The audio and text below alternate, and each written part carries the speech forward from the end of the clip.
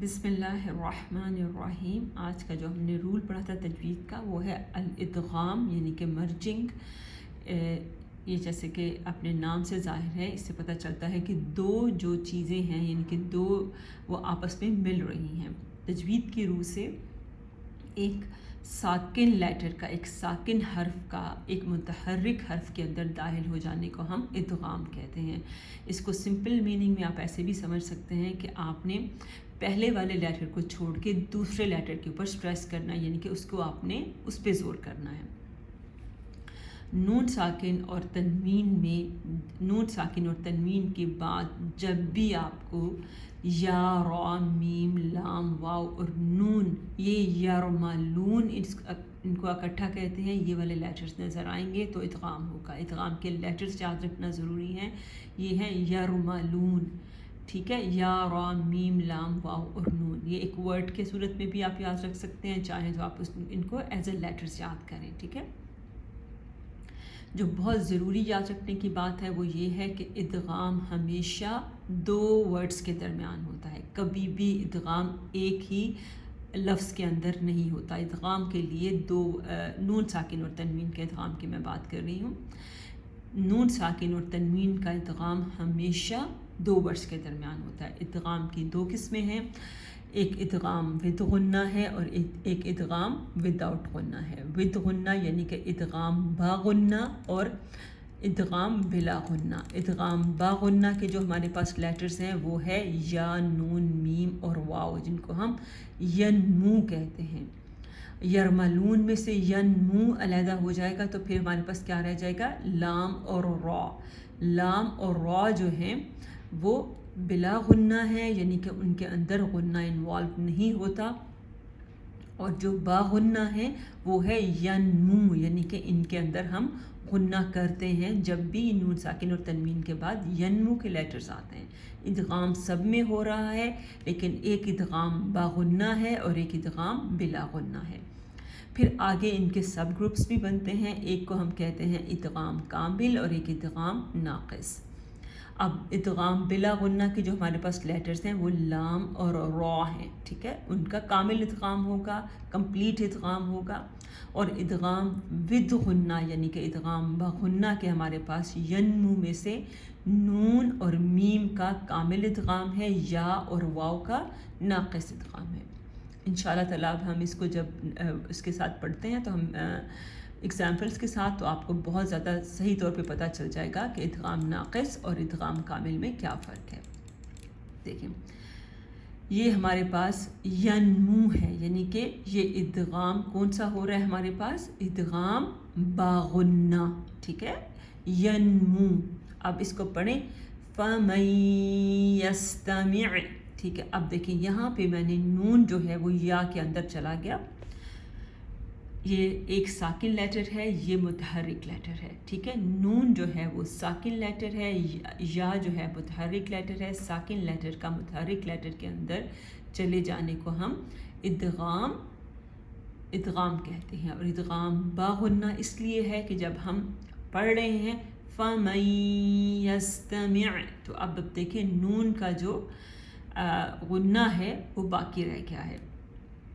پھر ان نفعت الذکریٰ، اب یہاں پہ بھی ہم نے نون کا جو ہے آپ کو غنہ جو سنائی دے رہا ہوگا، یہ بھی ہمارا ادغام باغنہ ہے۔ من محیص، اب یہ بھی ادغام باغنہ ہے۔ من ولی، یہ بھی ادغام باغنہ ہے۔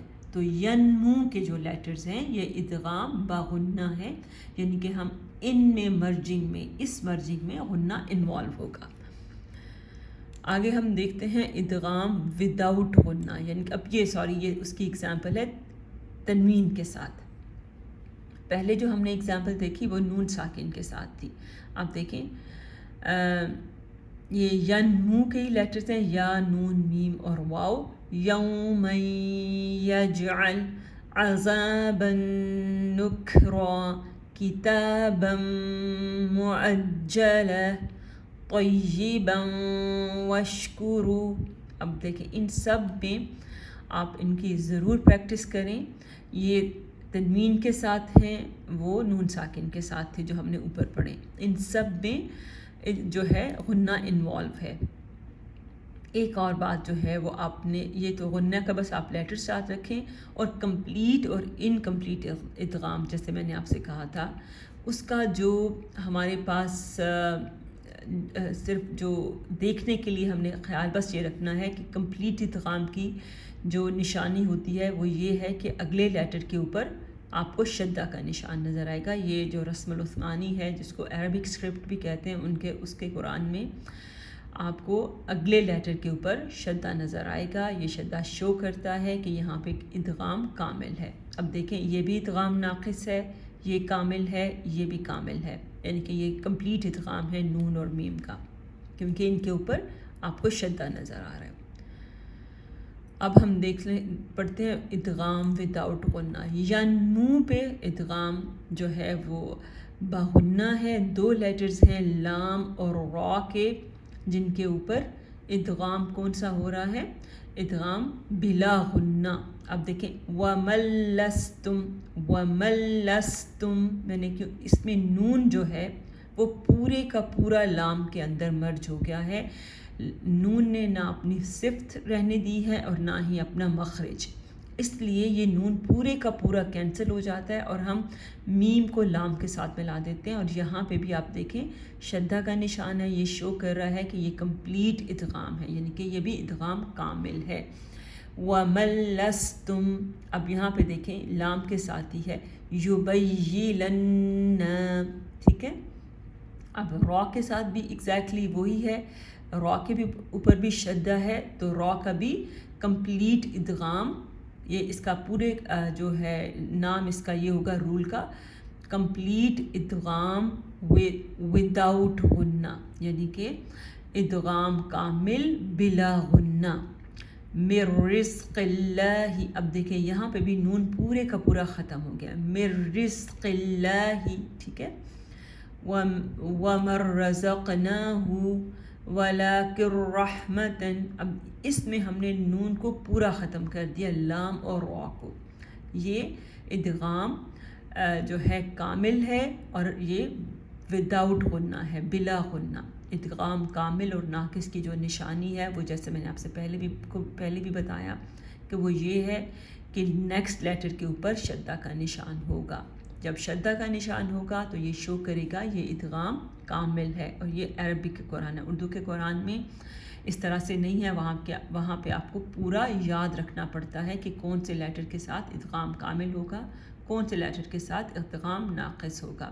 لیکن عربک کا قرآن انشاءاللہ آپ کھول کر دیکھیں تو ہر نون ساکن کے بعد اگر آپ شدہ نظر آتا ہے تو آٹومیٹکلی یہ کمپلیٹ ادغام ہے, یہ ادغام کامل ہے. اب آپ یہاں پر دیکھیں یہ ادغام ناقص ہے واو کے ساتھ, کیوں؟ کیونکہ یہاں پہ شین کے اوپر شدہ نہیں ہے. یا کے ساتھ بھی ناقص ہے.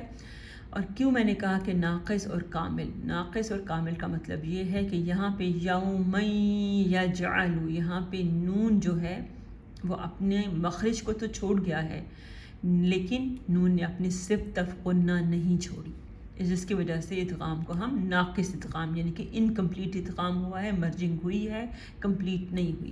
یہاں پہ دیکھیں من ولی, یہاں پہ بھی نون جو ہے واو کے اندر مرج ہوا ہے لیکن نون نے اپنی صفت غنہ نہیں چھوڑی.